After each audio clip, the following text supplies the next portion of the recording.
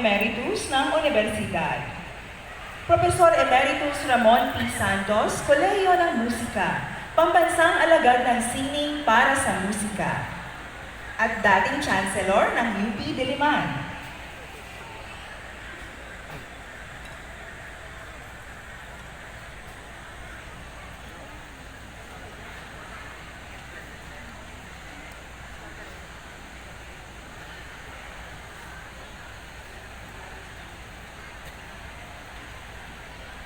Maraming salamat po sa inyong pagdalo.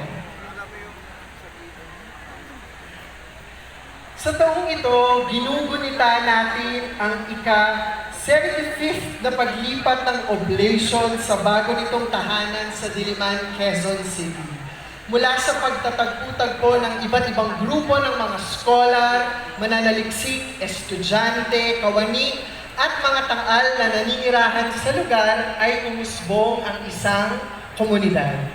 Sa paglipas ng panahon, ang mga miyembro ng komunidad ay nakapagbuo at sa ilang pagkakataon ay nakapagbaksi ng kanilang sariling mga tradisyon.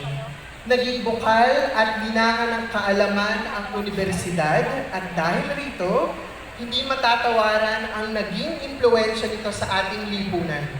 Sa paghubog ng pampublikong diskurso, sa pakikibaka kasama ng mga inaapi, at sa pagyanig sa mga namamayaning teorya at pananaw. Pinagninilayan natin sa seremonya ng pagtatapos ang mga